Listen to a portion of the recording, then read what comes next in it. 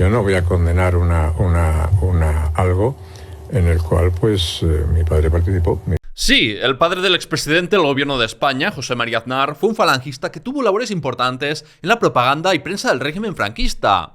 Pero la vinculación de la familia de Aznar al franquismo se retrotrae a su abuelo, un trepa que pasó de escribir poemas de adoración al padre del nacionalismo vasco a escribir la biografía oficial de Francisco Franco. Soy David Cot, presentador de Memorias Hispánicas, y hoy traigo la historia de Manuel Aznar Zubigaray, un hombre que cambió de patria, de bando y de fe política tantas veces que resulta difícil ponerse de acuerdo en quién fue. Esta es una historia que su nieto preferiría enterrar. Memorias Hispánicas. Manuel Aznar Zubigaray nació en 1893 en Echalar, un pueblo diminuto del Pirineo navarro, pegado a la frontera francesa y conocido por sus contrabandistas. Su familia era de clase media, profundamente católica, y de un tradicionalismo de los que no admiten medias tintas. Con ese ambiente no es de extrañar que el pequeño Manuel apuntara desde muy joven hacia el sacerdocio. Pasó por el seminario de Pamplona y de ahí marchó como organista al seminario de Madrid. Sin embargo, cuando empezó a pensar más por sí mismo a los 15 años, abandonó la carrera eclesiástica por falta de vocación y en 1912 empezó su trayectoria periodística en el periódico integrista católico La Tradición Navarra. Muy al principio simpatizaba con el nacionalcatolicismo español y hasta escribió una alabanza al historiador Marcelino Menéndez Pelayo con motivo de su muerte. Pero ese mismo año empezó a coquetear con otro nacionalismo, el vasco. En realidad no era un cambio tan grande como pudiera parecer, ya que el nacionalismo español y vasco mayoritarios compartían catolicismo en su versión más reaccionaria. Muchos jóvenes de País Vasco y de Navarra hicieron ese mismo cambio a principios del siglo XX. Para principios de 1913, Manuel Aznar se había mudado a Bilbao, el centro de poder económico vasco donde el nacionalismo de Sabino Arana era mayoritario. Allí tuvo la oportunidad de convertirse en redactor del diario del PNV, Euskadi, y de paso evitó ir a Marruecos al convertirse en soldado de cuota. Quizás Manuel se sintió un cobarde toda la vida por ello y lo trató de compensar mostrando un gran interés por escribir sobre guerras y todo lo militar. Aznar firmaba sus artículos bajo el seudónimo Imanol, la versión euskera de Manuel según se inventó Sabino Arana, o también con el seudónimo Gudalgi, que significa recluta. Con el tiempo llegó a convertirse en el redactor jefe del diario del PNV, porque rápidamente se hizo popular por sus escritos amenos y aliadófilos sobre la Primera Guerra Mundial. Sus crónicas eran tan vívidas que parecían escritas desde el barro de las trincheras, pero en realidad solo pisó el frente en un par de ocasiones y la mayoría de los artículos los escribió desde la comodidad de la redacción. Pero incluso más que su tarea periodística, en este periodo lo que destaca es su fanatismo. Era un militante nacionalista vasco muy entregado, un guardián de la ortodoxia de Sabino Arana dispuesto a perseguir cualquier desviación. Escribía que dentro del nacionalismo no cabía la evolución, que no existía ni viejo ni nuevo nacionalismo, que todo era uno y lo mismo, ayer, hoy y siempre. Se convirtió en un vocal de la junta directiva de la organización Juventud Vasca de Bilbao e hizo toda clase de actividades sociales y culturales para propagar su ideología. En sus charlas pedía que las palabras del maestro, así, con mayúscula para referirse a Sabino Arana, se escucharan como evangelios, con devoción y religioso silencio. Aznar básicamente oficiaba como sacerdote de la religión nacionalista vasca. Y como buen devoto hasta se metió a dramaturgo en emulación al maestro.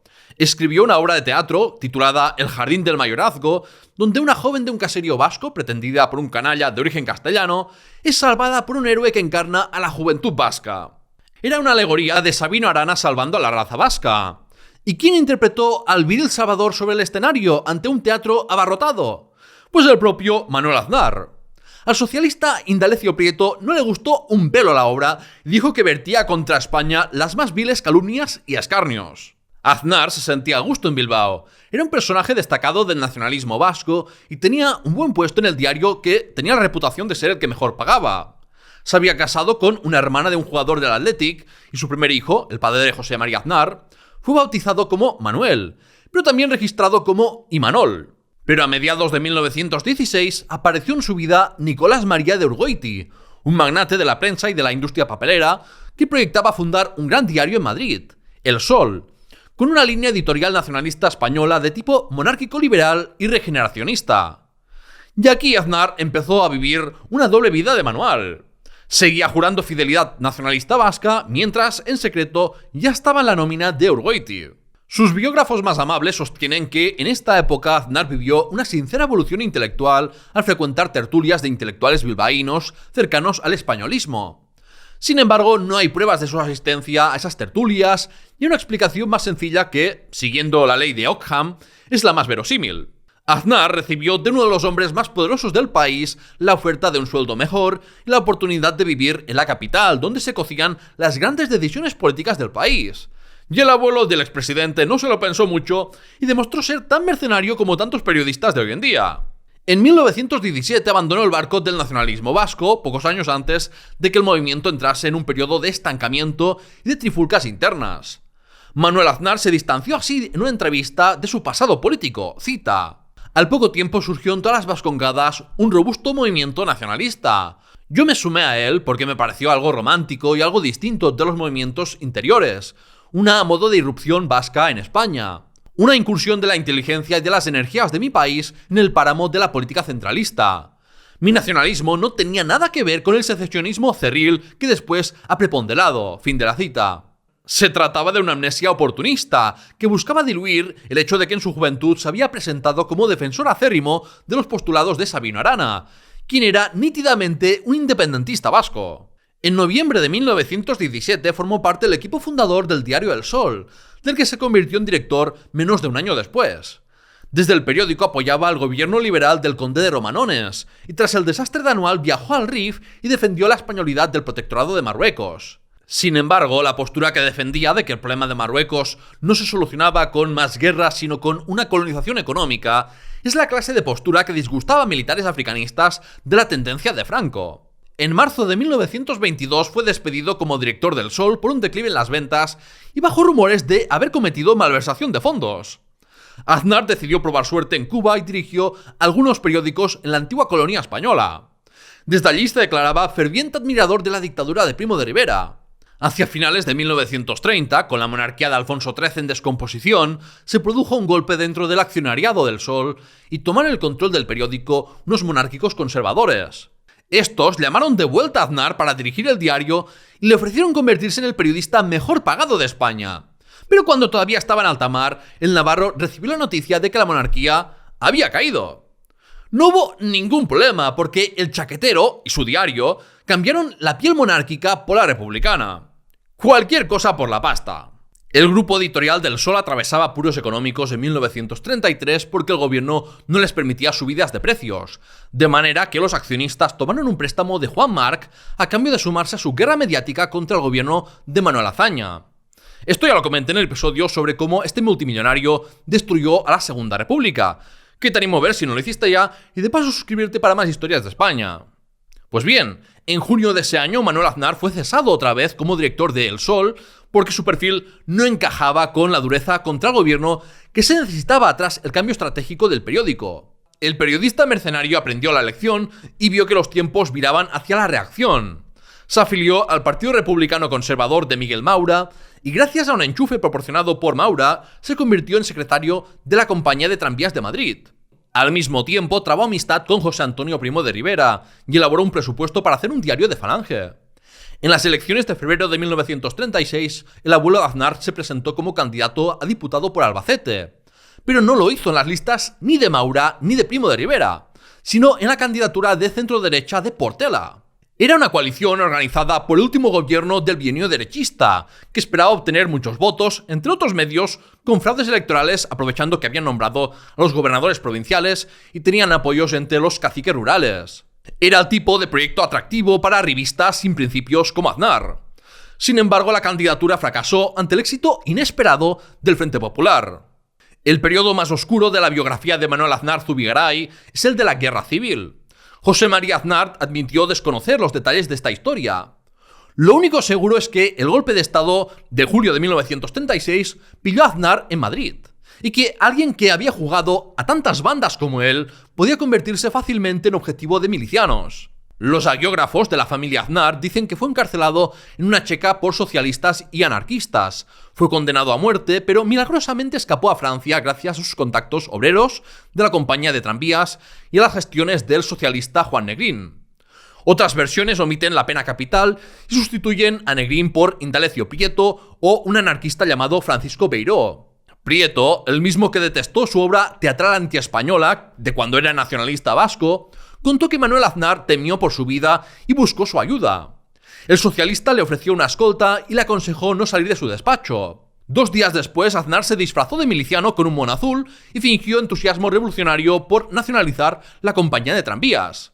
Convenció a los trabajadores de que necesitaba viajar a Bruselas por asuntos de la empresa y una vez en París dio esquinazo a los que le acompañaban. Desde Francia volvió a la España de Franco, a Zaragoza, y cambió el mono de miliciano por la camisa azul de la Falange.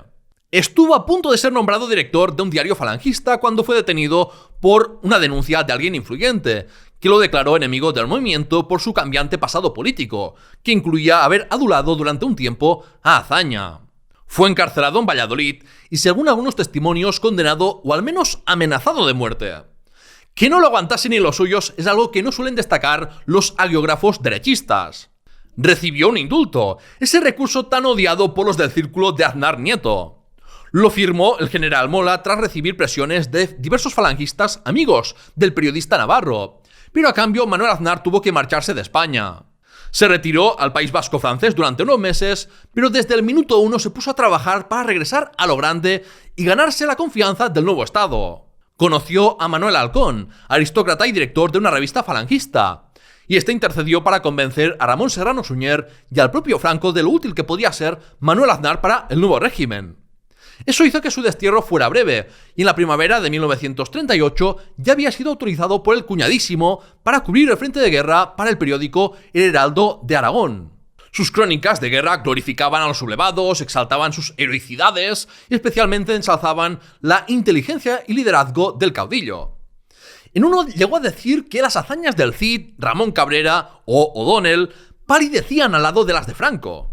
Sus artículos no tardaron en republicarse en otros periódicos y su fama no hizo más que crecer. El mercenario le comió tanto el culo al dictador que ganó el primer Premio Nacional de Periodismo Francisco Franco en enero de 1939. Se convirtió en director de La Vanguardia tras ser ocupada Barcelona y en director de los servicios de prensa de Madrid, y escribió artículos contra el Reino Unido que incitaban a recuperar Gibraltar. Nada quedaba de ese nacionalista vasco aliadófilo. La gran obra que despejó cualquier duda posible del régimen franquista fue La historia militar de la Guerra de España, 3 volúmenes muy influyentes publicados en 1940. Construyó el relato histórico oficial del franquismo. El golpe del 18 de julio no fue un golpe, sino un movimiento popular encabezado por el ejército para salvar a España del caos provocado por el gobierno del Frente Popular, que según ellos había declarado la guerra a millones de españoles y se había convertido en rebelde por subvertir la ley. La realidad era exactamente la contraria, como expliqué en el episodio de ¿Quién tuvo la culpa de la guerra civil? Eso sí, el navarro puso poco el foco en los separatistas, quizás para no provocar grandes reacciones que hicieran que volviera a salir a la luz su pasado nacionalista vasco. Eso hizo que el Endacari, José Antonio Aguirre, hiciera una crítica bastante benevolente hacia su libro y solo dijera que contenía grandes errores, algunos de mala fe, que atribuía a que escribía sin libertad en la dictadura, y también dijo que la adulación a Franco era demasiado evidente. Manuel Aznar también contribuyó a difundir el mito del Alcázar de Toledo, en el que se invertía a los sitiadores republicanos en agresores y soltaba el bulo de que el coronel Moscardó no rindió el Alcázar pese a que amenazaron con matar a su hijo. Incluso desde círculos franquistas se había determinado que su hijo murió en una saca de tantas otras. Y también difundió el bulo de que Guernica fue destrozada por dinamiteros asturianos, en vez de por los nazis de la Legión Cóndor. En definitiva, el abuelo de José María Aznar fue un actor clave en la manipulación franquista de la historia de España. Al expresidente se ve que le viene de familia eso de ser un bulero. Franco estaba tan contento con él que permitió que Aznar escribiera el prólogo de una reedición del libro que escribió el caudillo cuando era legionario, Diario de una bandera, libro que comenté y del que leí extractos en otro vídeo. La carrera de Aznar fue como un cohete durante el franquismo. Director de la agencia EFE, presidente de la Asociación de la Prensa de Madrid, embajador en varios países o delegado en Naciones Unidas. Por fin cumplía su viejo sueño de ser diplomático, que en tiempos de la Segunda República le había sido negado. Y ya moribundo, enfermo de cáncer, escribió una biografía oficial de Franco, donde lo elevaba a la categoría de hombre de cualidades casi sobrehumanas y repetía las viejas tesis de su obra de 1940. Se publicó en 1975, año en el que murieron tanto Aznar como el dictador, y como los tiempos estaban cambiando, su biografía no tuvo demasiada repercusión. Sus últimas palabras en el libro eran sobre el futuro de España después de Franco. Cita: «Nos aguarda un mundo de misteriosos llamamientos, de esperanza y también de inquietudes. Va a ponerse a prueba el pronóstico de Franco. El pueblo confía en que, efectivamente, todo quedó atado. Muy bien atado». Fin de la cita. ¿Crees que quedó todo bien atado? Dímelo en los comentarios. Entonces, ahora que hemos visto un poco su biografía, ¿cómo podemos definir a Manuel Aznar Zubigaray? Claramente no era un liberal, por mucho que en sus últimos años de vida se definiera así, y probablemente a su nieto le gustaría presentarlo de ese modo. Según Ludger Més, el abuelo del expresidente tenía una capacidad de autosugestión tremenda que le permitió convencerse de lo que decía en cada cambio de fachada ideológica que hizo. 3 principios se mantuvieron constantes a lo largo de su vida: su catolicismo rancio, su nacionalismo, que solo pasó del vasco al español, y su afán de escalar posiciones en la sociedad y mejorar sus perspectivas profesionales y económicas. La ideología del trepa arribista, vaya. Es este último principio el que explica sus cambios de chaqueta en unas décadas muy convulsas y de muchos cambios en España. De proceder de una familia tradicionalista española de un rincón perdido de Navarra, pasó a trabajar en una capital provincial para el diario de un movimiento nacionalista en auge. Cambió su chaqueta a la de un monárquico liberal español para el gran proyecto de Urgoiti en Madrid. Después de primo riverista y monárquico a republicano de Azaña. De Azaña a Maura. Y de Maura a Portela. Del mono de miliciano a la camisa azul de Falange. Y finalmente se puso de rodillas para lamerle los zapatos a Franco. A Manuel Aznar le gustaba apostar por el caballo ganador, y solo le salió mal la jugada con Portela. En pocas palabras, el abuelo de Aznar fue un prostituto de la información vendido al mejor postor, alguien al que no le importaba cambiar de bando y difundir bulos si podía obtener réditos por ello, como el Golfo de Ferreras hoy en día, por ejemplo. Lo único que importaba era el dinero y el poder.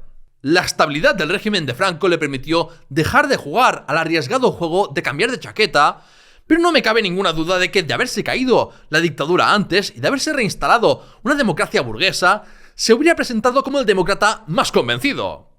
Estos son mis principios y si no le gustan, tengo otros. ¿Qué te ha parecido la biografía del abuelo de Aznar? ¿Conocías algo sobre sus orígenes familiares? Cuéntamelo en los comentarios y de paso dale a me gusta y a la campanita de notificaciones de YouTube.